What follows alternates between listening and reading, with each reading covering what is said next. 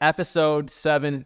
We've talked so many things at this point. When we ended last, we were talking about your tip was when you are hunting elk in late season, sometimes you think it's cold out, I can take my time to gut an elk, to pull the, get the heat off, and you think like the stuff that's facing down on the ground kind of actually stays warmer than people think because of the insulation. So with that in mind, say you're out there, people that are following, they've listened to all your advice, they shoot an elk because, you give such good advice. Let's talk like meat care and travel and field care. Is that funny? So you think that you have good advice, man. Like you've done this before. It's an awkward way to say it, but sure. Yeah. What can you do? So, all right. So like, you shoot an elk, you get it down. Like, what are you doing with it? So assuming that put a good shot on it and died right away, or you saw it go down or found it within an hour or two, the first thing I would do in any situation is flip it to the opposite side, whether there's snow or not. That's just a good practice. If you can flip it, sometimes they die in a spot where it's impossible. I don't gut any elk. You did the gutless method. Yep. So I almost always would just do that gutless method, even if it is an overnight situation. I'll just open them up, get that hide off of them as soon as you can. And then I'll always carry, I used to carry a space blanket in my kill kit. Yeah. But instead of that, now I'm doing actually a folded up piece of Tyvek that I've soaked. And so it's like more malleable. Exactly. Yeah. It's not crinkly. It kind of just lays out like a blanket almost. And that serves as two things. It can be a floor for a tarp or a teepee situation, and it can also be something to put meat on. So you do meat and then you put it on your floor again. It's like kind of a stinky. At that point, you're heading out. If you have meat, you're leaving anyway. Yeah, you're happy anyways. Yeah, but you slept on it up until that point. Yeah. But get your workstation as clean as you can. Like if there's a bunch of pine needles and debris and stuff or sticks hanging out everywhere, just kind of clear out a nice spot, because you're going to empty your pack, dump everything out. You're going to have your kill kit out. You're going to have water out for, it sounds silly, but like you get dehydrated moving this thing around. Like it's surprising how much energy it takes to cut one up. You're bent over the whole time. You're uncomfortable. You want to take breaks to have snacks. Just kind of, the hunt's done now. You did your job. If you've got the time, like kind of just slow down and get things laid out so that you're efficient in actually cutting this thing up. Well, I like that too, and I like the cleaning aspect, because, and I could say this because he's not here right now, but I've seen Jared lose so much stuff at this moment where you'll kill something and you just like throw your stuff out, and like I don't know how many of his knives are spread across the United States, but a lot, because like you set it, you're gutting, you set a knife down or whatever, and then you like forget about it, you can't find it, you got to find your backup knife, and you lose stuff. It's a lot easier to just kind of start with a clean workspace and an inventory of what's going on, because I don't like to admit this, but I lost a gun because of that. Really? Yeah, I had to come back in 2 days later to find it. You find it? I did. It was that blizzard bull, and I wanted the gun out because I was by myself. I'm in Montana, I'm in grizzly country, so I put my Glock on top of my pack in a spot where I could get to it quickly while I'm cutting this elk up by myself. But in the chaos of killing that bull and just being overjoyed, I grabbed my pack, flipped it over, started putting stuff in. Yeah. My gun's 2 feet under the snow by this point. So clean stuff up, kind of calm back down, be efficient, like don't waste any time, but set yourself up to work nicely. Quick shout out to another amazing sponsor of ours, Kifaru International. If you're like us and love hunting in some of the toughest places, you know how crucial having the right gear is. Kifaru makes some of the toughest, most reliable backpacks and tents out there, and it's all made right here in America. Whether you're hunting in the backcountry or headed to your favorite deer stand, Kifaru has you covered. Keep your eyes out this year, especially as they're launching a ton of amazing new products like the new Arc frame that just came out. So next time you gear up for an adventure, make sure to check out Kifaru International.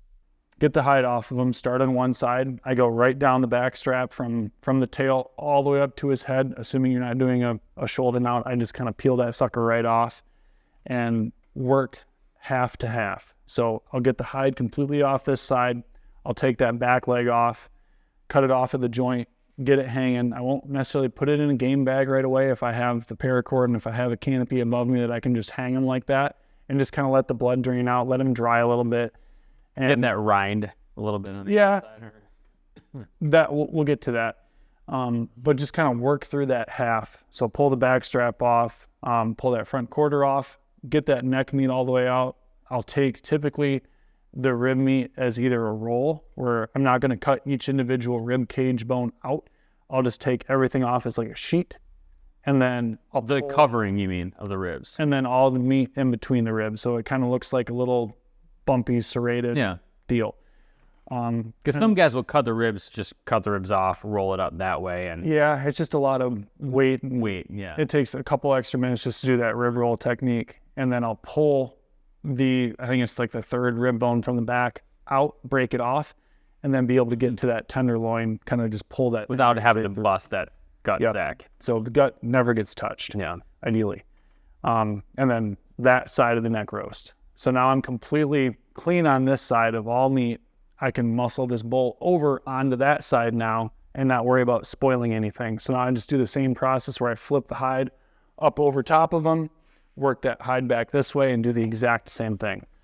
Now you've got it all either hung up, not necessarily in a game bag yet, or you have it up on that Tyvek sheet. It's nice and clean.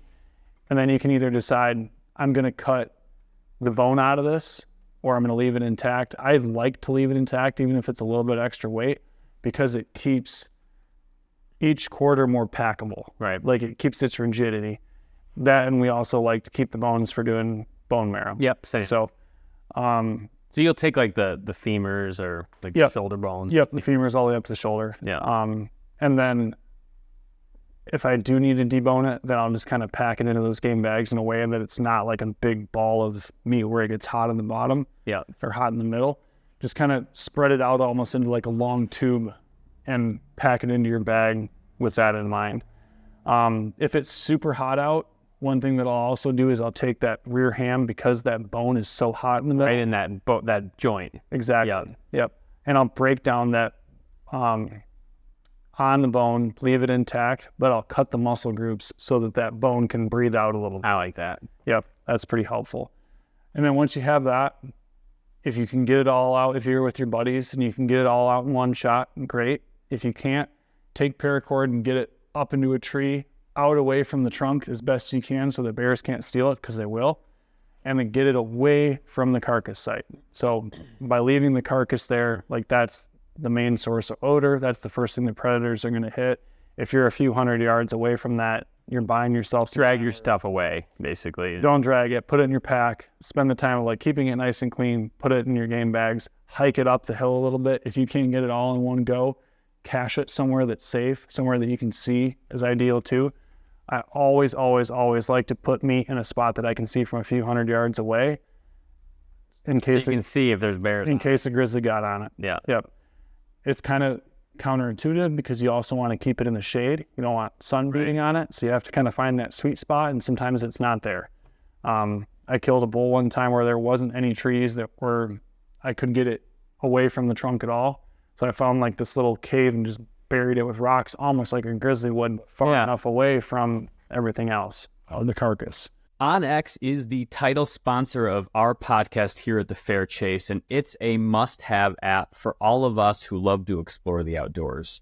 Whether you're hunting or hiking or fly fishing, OnX gives you detailed, accurate maps right at your fingertips. With property boundaries, topographical features, and trail data, you'll always know where you are and where you're headed. You'll also likely be able to figure out where that big buck is headed to. Plus, their offline maps mean you're covered even in the most remote locations. OnX is the ultimate tool for outdoor navigation, making every adventure safer and more enjoyable. Download OnX today and explore with confidence. Another thing is when you're loading these game bags, try to kind of plan out how it's going to pack into your bag. So whether you're taking your bag off the framing and putting it in between, or if you're putting it in the mainstay of the bag. Like on mine, I just put it directly into the bag because I'm trying to go quickly and I know I can clean that out and be done with it later. You're not between the frame. I'm not in between. I'm in the bag. Yeah. I can get more that way. Yeah. So faster and cleaner. You're not cleaner that you get your pack dirty, but it's easy just in and out. It's in and out. All my camp is out at that point. The hunt's over now. So I don't care if I have to sleep in the truck for the night in between pack outs. I'm not coming back to that tent until it's time to leave, ideally. So pack it in a way that it goes nicely into your bag. and also kind of keep an inventory of if you do have loose meat. So like your neck roast and my back strap typically go in with my front quarter, or if I can do it, cut the front quarter off at the hock. Yep. And then take that leftover part of the bag that I'll just cut and put my sweets in there. So like backstrap, tenderloin, all goes in that little top compartment that I essentially just tied and made a new bag out of. So I'll take like, it's an antimicrobial game bag that's super long and super stretchy. And once you tie it over top of that quarter, cut the remainder of it off, tie another knot into that one. That's your sweets bag. So, and the bags are critical. You know, they are. And that moose hunt, we had to hang our stuff for like a day. And the amount of flies that come out and are laying eggs on the outside of the bag is kind of disconcerting. Like it is disgusting how quickly they find it. And it's not even that, wasn't even that hot out when they were coming to find it. That bull there, I watched him die. And before I could get my pack and everything off, flies were already getting into his nose. And it was a hot day, but still, it happens quickly. So moving quickly is important, but slowing down enough just to like not make critical mistakes is equally as important. You and I both have scars all over our hands from making stupid mistakes. Yeah.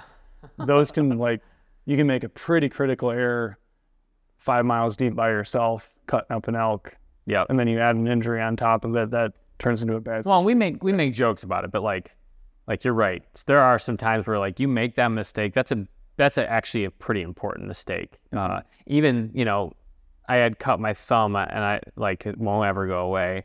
Straight down. I was pretty deep in and like I tried the quick clot. I used all of my quick clot to get it to stop bleeding. Still wouldn't stop. I'm gluing it together and stuff. And it's actually can be a problem when you're that far. Yeah. It's not something that you want to mess with. No. So to that note, knives, either like have a replaceable blade knife or something that's holds an edge very well. I've used both and I feel like there's benefits to both. Yeah. But having a good sharp knife, the other stuff that I have in my kill kit is zip ties. Yeah. Obviously the tag going to something that tags suck now. Montana, it's literally printer paper. So it'll be in like a little sandwich Ziploc baggie. I'll notch it all out and then I'll zip tie it to the animal itself. Evidence of sex you often have to leave on. Like evidence of sex has to stay on. There's a whole litany of things that has to happen state by state that you need to include in that kill kit. Like Alaska has the metal locking tags. Yeah, that metal band. I have 2 unused ones. So have all that stuff pre-packaged. You know where it all is. It's not something that's going to waste time while you've got an animal on the clock. Yeah. So this episode is also brought to you by 2O Gear, innovators in technical hunting clothing. 2O is a newer company. It's based right here in Michigan, and whether you're hunting elk in the mountains or chasing antelope in the plains or traipsing through swamps after that ruddy buck, 2O has you covered with premium jackets and pants, merino wool layers, everything you could possibly need to stay comfortable in the woods. Their products are engineered for functionality and durability, ensuring you stay protected in any conditions. Plus, their camo is really effective. We're big fans. So don't take our word for it, though. Go to 2ogear.com and check it out. I had somebody ask me this the other day. They're like, have you ever been out and it was so cold that you had to cut it open like Star Wars and climb inside and to stay warm? And they were seriously asking me that question. And I was like, no. Have you ever had to do that? no, that sounds very stupid. I feel like that. I don't know if that's actually how that would work, but Yeah, good clothes and making a fire works. I was gonna say, I feel like it's just staying dry and your basic stuff. Yeah. Yeah. Okay. So, you both talked about driving and flying, right? So say you fly, you shoot an elk. Like, what's your tactic for getting that meat? You've done the whole deal. What's your go-to way to get it home? So assuming you flew, which a lot of my elk hunts are, You hate to drive. it's just you add more time to your hunt. Yep. So you have 2 check bags getting there. You'll have probably 4 more coming home. So you have your tote and your weapon, which are the 2, 50 pounds apiece. And then from there, I'll go to whatever grocery store is in town and buy 4 of those 40-quart cheap $25 coolers. And I'll put all that meat if I either have the time or a buddy in town, or if you have it butchered, put it in there frozen, or put it in there in Ziploc bags or vacuum sealed with dry ice on top. Duct tape the hell out of it shut. Write your name and stuff onto the top of it, and literally just put it in as a check bag. And as long as it's 50 pounds, it's not that expensive. If you go over 50 pounds, it's $250 per bag. Yeah. So Spread it out. spread it out. It's way cheaper to buy a couple more extra coolers than to get a Yeti 140. Yeah. Fill it in there. Like you're gonna pay. Get a weight weigher. A luggage scale. That weigher? What is the weigher? Yeah. The luggage scale is huge because it's like, you want to be like, I always feel like if I'm like 47, 48 pounds, then I'm like, no matter what, when I'm there, I'm probably fine. I got dinged on my bear for 52. Did you really? I did. Yeah. You gotta just cut off the paw and leave it behind. Yeah. So they are getting, airlines over time suck more and more, but I haven't really lost.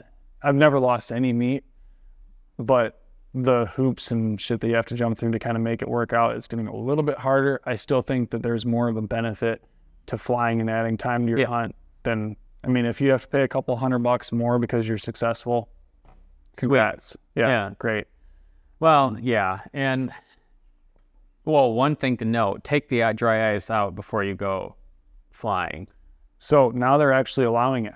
Really? So as long as it's in its original package and it's still sealed. Like, so you mean like the bags that come in from Walmart Correct. or whatever? As long as it's still sealed, you can still do it. Now, it's just extra weight that's not meat.